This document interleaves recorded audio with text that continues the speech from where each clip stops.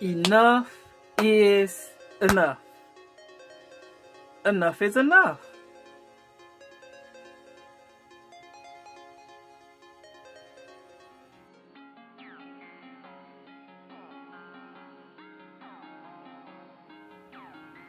Happy Thursday. This is me, Queen B. It's been a mess. But I say enough is enough. It's been a mess in this country. And it's based on the seed that was sown a long time ago. Those terrible seeds. Seeds of racism, seeds of slavery, seeds of oppression. And now you're starting to see a pushback. Racism is wrong. Racism is wrong. And I went to the computer and I looked up a definition of racism, and I found one that I thought to be a really good one. And it came from dictionary.com. It says, racism is a belief or doctrine that inherent differences among the various human racial groups determine cultural or individual achievement, usually involving the idea that one's own race is superior and has the right to dominate others, or that a particular racial group is inferior to others. The second part of that is racism is a policy, a system of government, etc., based upon or fostering such a doctrine, discrimination. And it's the hatred or intolerance of another race or other races. And so this is what we're dealing with. It's all in the government. Racism is wrong. And according to this definition, it's not just individuals. It's a system of government that's condoning it. Just like what happened in the Bible. When Joseph died, there was a king that rose up that didn't know Joseph. Joseph's family were Hebrews. And so when the Hebrews started multiplying and waxing exceedingly mighty, the Egyptians became scared. The king, the government became scared and said, hey, you people out there, I want you to kill all the male children. They want to stop the production of that race. So they want to kill out all the males. That's what's happening today. Our black males are being murdered. White people are not having a lot of babies like black people are. And so they are becoming afraid. It's so wrong. Racism is wrong.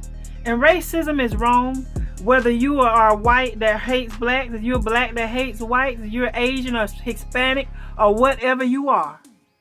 Racism is wrong. Okay? And so I've experienced it. My children have experienced it. My husband, my ex-husband has experienced it. And we've all had to deal with it. I remember growing up, my mom had, and see, I remember a long time back, even when I was 2 years old. And so my mom had these pear trees in her yard, right?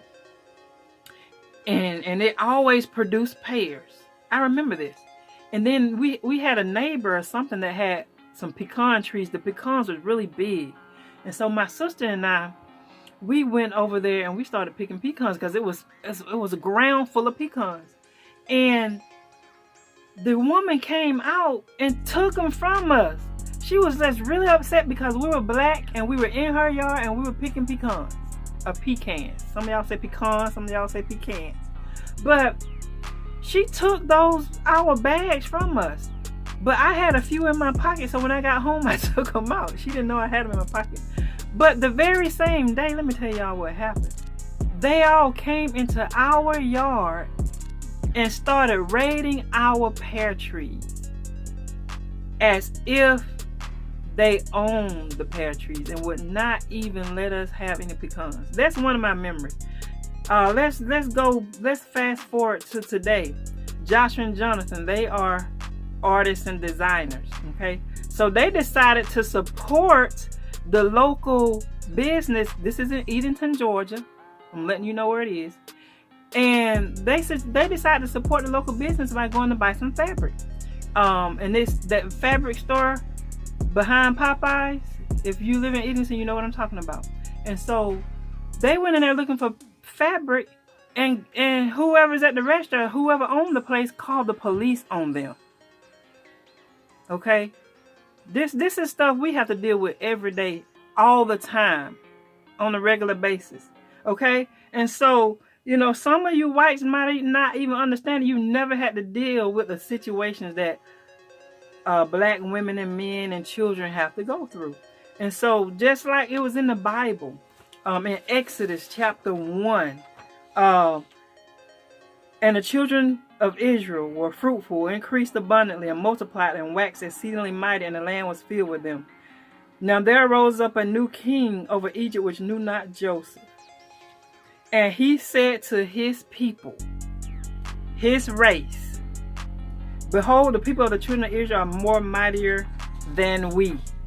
Come and let us deal wisely with them, lest they multiply, and it come to pass that when there falleth out any war, they join with our enemies and fight against us. So they were afraid that the children of Israel were gonna outdo them and take over. And that's the fear that's in this country now, that black people will rise up and be better. That's the fear. And so what he did is he set over them taskmasters to afflict them with their burdens.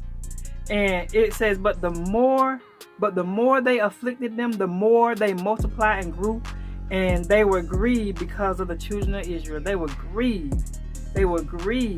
And so the Egyptians made the children of Israel serve with rigor. They made their lives bitter with hard bondage and bricking and all manner of service in the field. Don't that sound familiar? Cotton fields. Wherein they made them serve. Hard working. Okay? Do this sound familiar to y'all?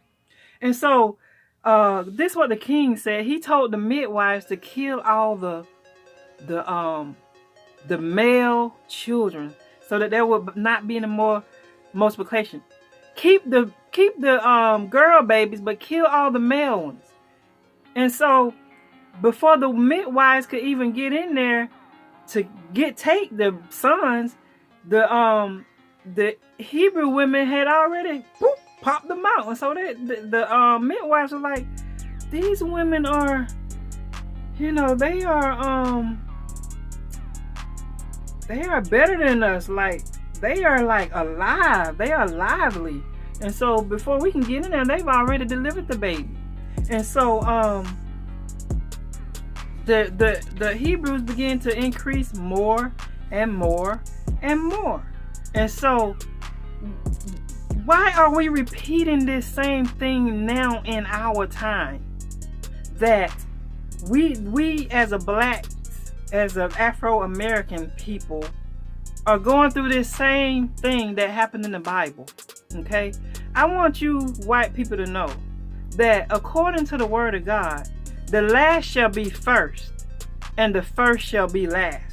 And so don't think you can continue to push a people back up against the wall and continue to keep them in bondage and think they're not gonna retaliate. Don't think there are gonna be no repercussions to what you're doing. Now, of course, you're gonna reap what you sow. All those bad seeds you sown, killing and doing all these things. Just think about your children, your grandchildren, and all that. You are sowing a seed for them. And so, it may not look like the tide will turn, but the tide will turn. And it's gonna turn. And so I would be very careful about what I do. You cannot call yourself a Christian and say you love the Lord and you don't like a certain race. No one can do that. Racism is wrong. And let me tell you what else is wrong. Looting is wrong. You cannot be stealing stuff and taking stuff that's not yours. That is not the way to handle this. Okay? Looting is wrong. Destroying people's property is wrong. peaceful protesters, ain't nothing wrong with that, but all this craziness and doing things and breaking the law and hurting other people and protesting of someone dying is not the right way to do it. There's a wrong and a right way to do things. And so here's what we need to be doing as a black community. We need to be thinking long term. And when I say that, all this Blackout Tuesday and all that stuff or whatever it is, that's just one day, and that ain't even gonna work. And so let me tell you what needs to be done. Let me tell you what needs to be done. We got celebrities that are making millions. We got mega churches that have millions. And we got different black businesses that are making a huge amount of money.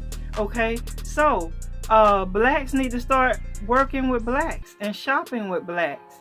And they also, if you're providing a service, if you're a black person, you need to provide the best service you can provide and not be doing no shady stuff. And so that's just part of it. But what I'm talking about long term, start leaving a legacy for your children's children, okay? Start leaving a financial inheritance.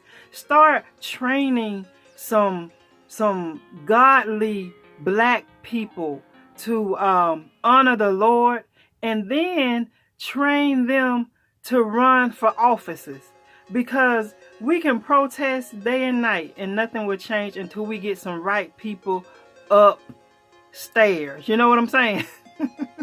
We need some right people in office. You know, we need some right godly people in office.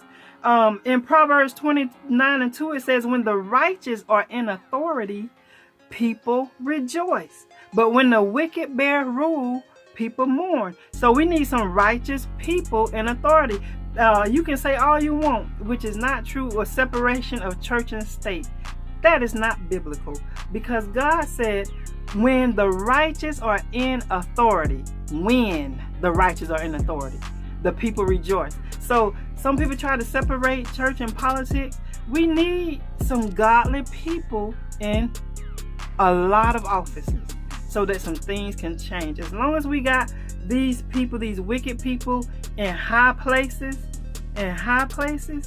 then they're going to be controlling what happens, and stuff will still be going on and still happening that's wrong, and it may be dealt with for a little while, but as long as that wicked person is in office, it's still going to continue to happen. So we need to get some of these wicked judges out the way, these wicked attorneys, wicked people in Congress and all that stuff. They need to be out. We need some godly people running for Congress, and we need some people to support them with their finances. What are you doing with your finances? Just living in luxury and not trying to make a change with it?